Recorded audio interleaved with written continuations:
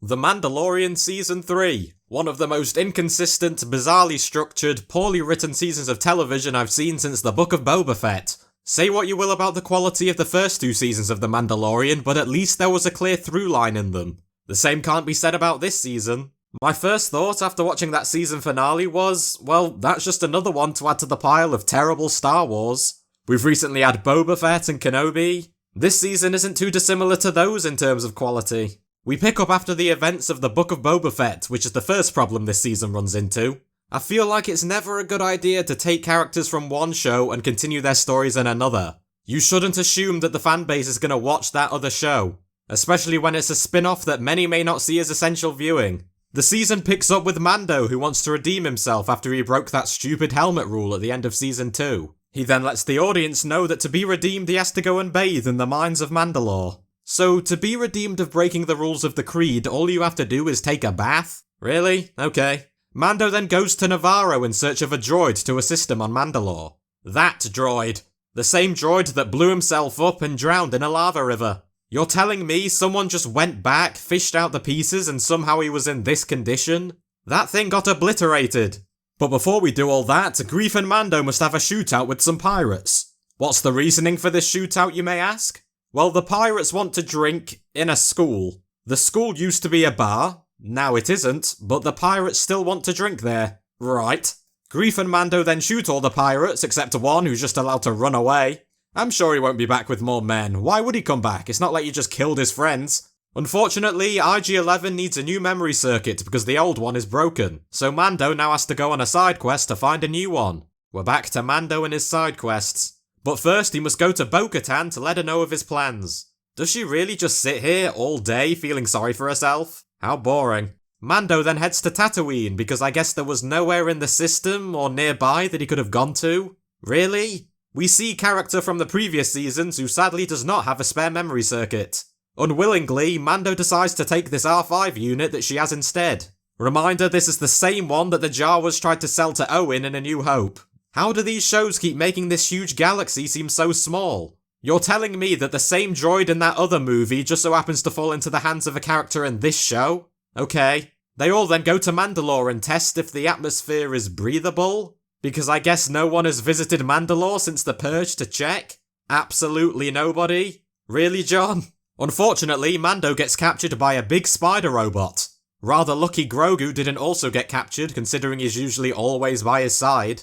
Mando then sends Grogu to go and get Bo-Katan, even though he is basically a toddler and cannot articulate words. The guy can't even point at something clearly. Grogu and R5 arrive on Kalevala, where Bo-Katan is, and she's like, oh no, what happened? A droid then downloads the information from R5 as to where they were and works out they were on Mandalore. They return only to walk with about as much eagerness as you would going through a stroll in the park. The creature conveniently decides to drain Mando's blood like a minute before help arrives. Would have been very unfortunate if he started it as soon as he captured Mando. Bo then defeats the robot with the Darksaber. Don't worry, we'll explore that in like 4 episodes. Walking down steps proves a tough task for Mando as he slips, but luckily he is rescued by Bo-Katan. Oh my god, is that a mythosaur? The next episode decides it doesn't want to be about Mando and Bo anymore. Instead, it wants to be about Dr. Pershing from the previous seasons. But first, we have more nonsense. This time a dogfight that manages to make 20 TIE fighters no more threatening than an Ewok. How are you missing every shot? Remember when Andor managed to make one TIE fighter threatening? I remember. The next 40 minutes is Dr. Pershing working for the New Republic. He becomes friends with Elia Kane, who is still secretly working for Moff Gideon. They eat some glowy ice lollies, walk to a train station, walk through a train, jump off a train. I'm not sure that's how physics work. They then walk into Gideon's former light cruiser in search of a mobile lab station. To Pershing's shock, Kane betrays him and is then arrested by New Republic soldiers. He's then restrained on an operating table and is told he will be rehabilitated with help from a mind flayer. It's a trap! Once it's all up and running, Kane waits for the commissioner to leave, then raises the setting on the mind flayer, which causes great discomfort to Pershing. Not quite sure how smart an idea that was, considering the commissioner would definitely know it was you. Now, why was that the most interesting thing this season? Who wrote this? There's no way it was Favreau. Noah Claw, good job. You actually gave us 2 characters that feel like real people, which is something that can't really be said for any of the other characters in this show. We then cut back to Din and Bo, who are returning to the Mandalorian hideout. Din provides proof that he's bathed in the living waters. The armourer then reveals that because Bo had to save Din after he slipped, and because she hasn't taken off her helmet, she can also join the club. The rest of the Mandalorians all welcome her, even though she hasn't actually said she's going to join yet. Starting off the next episode, we see the Mandalorians training. Some of them decide that the best way to do so is by shooting randomly at water. How is that even the slightest bit helpful? It's like learning how to play darts, but you just throw them into a big field. Speaking of darts, Mando enters Grogu into a wrist darts challenge. Ready. Begin!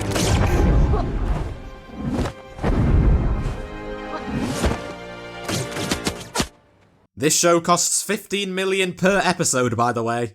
The main focus of this episode is set up when a big flying dragon kidnaps one of the Mandalorian children. The Mandalorians chase after the dragon, but their jetpacks run out of fuel. Paz Vizsla then says, "It always gets away." If this is a regular occurrence, then why haven't you built any defences or moved from the area where it's common for big dragons to take your children? We then get nostalgia fan service with Grogu during Order 66. A Jedi, played by Ahmed Best, shows up to save Grogu. I can't wait to learn more about him in this episode. After a chase with Republic gunships and a pretty rough landing, Ahmed and Grogu board another ship and fly off to safety. Somehow, in this 5 minutes of flashback, we learn absolutely nothing. We learn nothing about any of these characters. You're just supposed to enjoy the colourful lightsabers, and you shouldn't question whether any of it actually adds anything of value. We cut back to the Mandalorians, who are off to rescue the stolen child. They decide to sleep for the night and continue the rescue in the morning. I like how you all just assume that the child is still alive. He was taken by a bird, it's probably eaten him by now. In the morning, they all climb up the mountain to the bird's nest.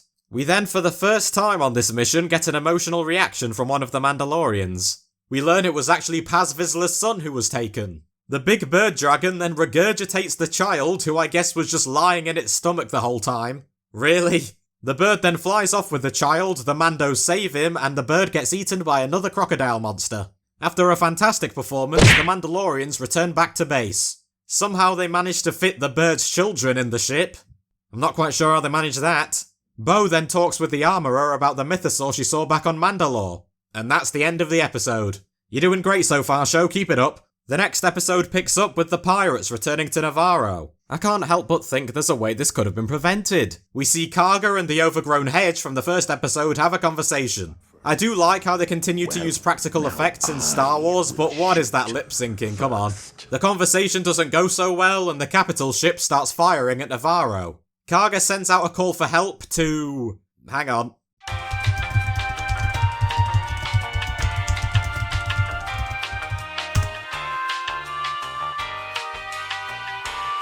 Carson Teva. The message is overheard by our cameo for the episode, Zeb, who wishes him and Navarro luck. Teva then goes to Coruscant with the hope of getting the New Republic to assist the people on Navarro. Kane enters the room and says that Navarro has not yet joined the New Republic. New Republic guy says they don't have the resources to assist Navarro. Teva leaves in anger. He then seeks help from the Mandalorians. Don't think they'll be of much use.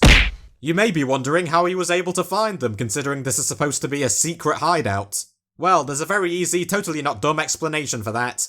So, R5 used to be his astromech droid. Mando just so happened to pick him up from Tatooine because IG-11 wasn't working. Teva was able to track R5 to this planet and now he's here. There are so many ways this shouldn't have worked out. Back on Navarro, the pirates finally got to have their drink in the school, thank the Lord. Mando and Bo attempt to take out the capital ship whilst the rest of the Mandalorians go into battle with the pirates. We then get a super duper moment where the armourer sneaks behind the pirates with a hammer and tongs. There is absolutely no way you don't hear this, look behind you for Christ's sake. Mando and Bo take out the capital ship just in time to save the people of Navarro. The Mandalorians are then welcome to live in the sewers again. We then get a nothing conversation where the armourer talks about how cool the forge on Mandalore was. I have been to the great forge on Mandalore. It was large and ornate, and the air rang with the music of 100 hammers. I don't care. She then talks to Bo and allows her to take off her helmet. You just broke your creed's #1 rule like it's nothing. Mando spent 2 episodes redeeming himself for doing that very thing. Anyway, they then introduce what the focus of the final 3 episodes is going to be. gathering help from more Mandalorians and retaking Mandalore. The next episode picks up with Mando, Bo and Grogu going to Plazir 15 in search of the other Mandalorians. Against their will, they get dragged into some nonsense filler. This time with Jack Black and Lizzo, who I'm sure was hired for her talent and not because she's a famous singer. They tell Din and Bo that the other Mandalorians were hired to offer protection to the planet, and that they can see them on one condition. They fix the malfunctioning droid problem. Jack Black oversaw the rehabilitation of Imperial droids, some of whom are battle droids, but it appears some of them have gone rogue. Remember battle droids from the prequels? I remember battle droids. Mando and Bo then meet Doc Brown, who shows them incidents involving the malfunctioning droids. Bo then asks the reasonable question, why not just turn them all off? Doc responds saying that he can't because the citizens voted against any interruptions in the droid services. He then sends the pair downstairs to speak to some Ugnaughts, who then send them to see some battle droids. Mando starts kicking them randomly, and it just so happens that the third one he kicks is the rogue droid. Would have been very inconvenient if it was one of the ones at the back. A chase ensues with Mando and Bo running after the battle droid. Neither of them decide to use their jetpacks, for some stupid reason. I don't know, at least it's in character. They eventually manage to stop it. Bo finds a spark pad that says The Resistor on it. Mando then says, "Sounds like a droid bar." How do you come to that conclusion? Luckily, the Resistor was actually a droid bar. They go inside, and it seems Mando really doesn't like droids again. "If you don't start answering questions, I'll yank your memory circuit and dissect it back at the lab." I thought he got past this, but I guess not. Mando and Bo work out that all of the malfunctioning droids drunk Nepenthe from the same batch. It turns out the drink had some nanodroids in it. Bo works out that there's writings in the metal that says that the nanodroids did not arrive by droid acquisitions. Instead, they were brought in by Doc Brown. Doc gets captured by Din and Bo, and It would have worked if it weren't for your meddling kids! Grogu gets the honour of being knighted by Lizzo, for reasons. Bo then talks to the other Mandalorians and challenges Axe Woves to a fight. Neither of them thought it would be a good idea to put on their helmets for this fight. Very smart people. Bo wins, of course. Din then decides 4 episodes after the fact that Bo should actually have the Darksaber because she saved him from the big spider mech thing. And that's the end of the episode. Remarkable stuff, really. The next episode picks up with Kain on Coruscant. She alerts Moff Gideon that Bo-Katan and a squadron of Mandalorians, including Din Djarin, have teamed up. Gideon then walks through some red laser doors because Phantom Menace and talks with the Shadow Council. During their discussion, they name-drop Grand Admiral Thrawn and Project Necromancer. Wait, are we gonna learn just how Palpatine returned? I thought we already had our answer. Somehow Palpatine returned. We then cut back to Navarro, where the two factions of Mandalorians meet. Karga arrives with a gift and then reveals that IG-12, formerly IG-11, has been turned into a mech of some kind. Despite Din not being particularly on board, Karga insists Grogu be the one to control him. And we get whatever this is. I guess it's Disney's next big merchandise opportunity. Buy your Baby Yoda inside IG-12 here for £50. During a highly inspirational speech, Bo tries to rally some troops for the mission. "I will go. Grogu as well." I will go. I will go. I will go. I will go. I will go. I will go. I will go. I will go. I will go. I will go. I will go as well. Got to pad that runtime somehow. They then head to Mandalore. The scouting party go to the surface and are welcomed aboard a landship they encounter. Whilst travelling to the Great Forge, an intense game of space chess takes place. A game so intense, a fight breaks out, but luckily it's broken up by mechanised IG-12 Grogu. I still can't believe this is a thing. A big dinosaur monster then breaks out of the ground. The Mandalorians, being the highly intellectual people they are, decide to drive right for it instead of turning away. God's sake. They all then run into the caves, but are ambushed by Beskar stormtroopers. We then get a lengthy battle scene where Beskar armor forgets to withstand blaster fire. Jetpacks somehow have enough fuel to make it to space, but not enough to reach the big bird dragon. Mandalorians fall to their death even though they're wearing jetpacks. And Din gets separated from the rest of the Mandalorians with blast doors, even though Bo has the Darksaber and could very easily cut through them. Why are you just banging on the window? Din gets captured, Moff Gideon arrives with his really awesome new Beskar suit. And the most impressive improvement is that it has me in it. Blech. Paz Vizsla gets into a fight with some... Wait a minute. Are those... Oh no. He sacrifices himself, and that's the end of the episode. We've only got one more to go, we can do this. The finale begins with Grogu IG-11 mech rescuing Mando from the Beskar troopers. Moff Gideon then realises he has escaped and goes after him. Mando and Grogu then reach what appears to be a room full of Moff Gideon clones. Good God. Unfortunately for Gideon, Mando destroys the cloning tanks. He's deeply saddened to realise this, and a fight breaks out between the two of them. At the same time, the rest of the Mandalorians are battling the Beskar troopers. Bo's got the Darksaber, other Mandalorians have their blasters, the Armourer has a hammer and tongs. Jesus, she looks so stupid. We cut back to the fight, and it isn't going all too well for the Mandalorian.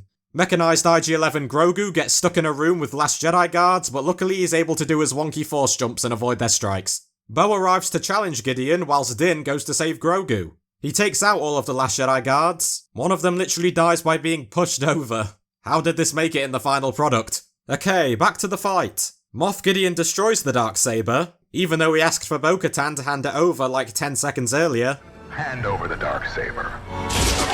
How on earth do you write this? What is happening? Mando then rejoins the fight and turns the tide against Gideon. Grogu then force pushes Gideon away, he gets consumed by fire.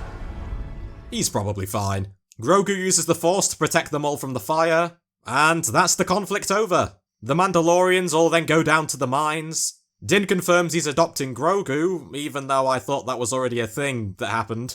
Mando and Grogu move into a cabin on the outskirts of Navarro, and that's the end of the season.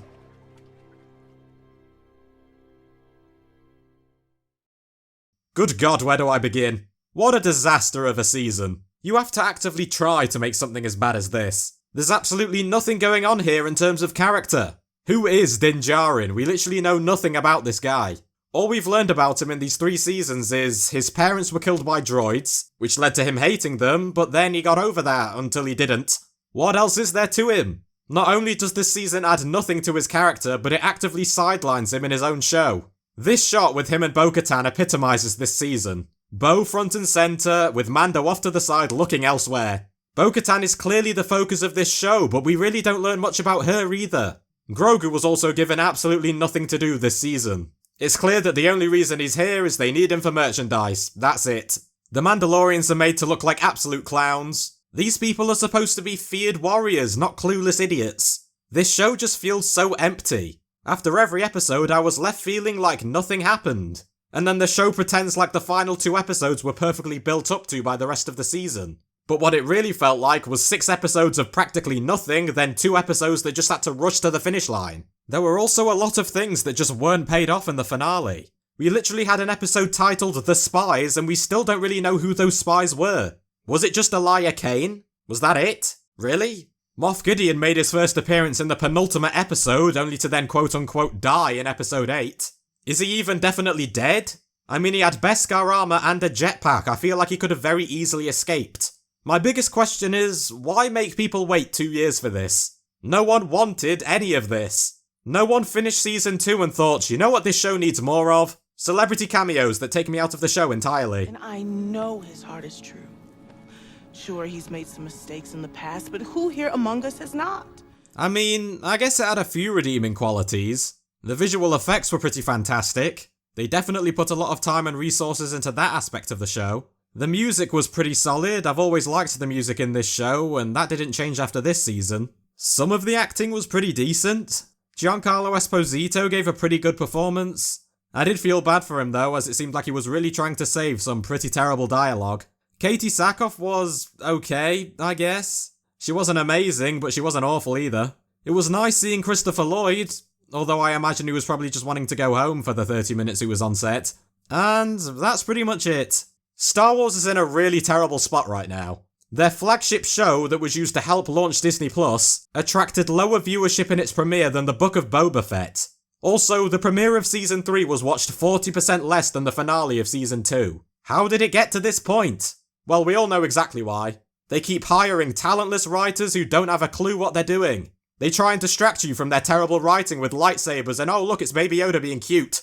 But then you think about what you just watched for like 10 seconds and you realise literally nothing happened.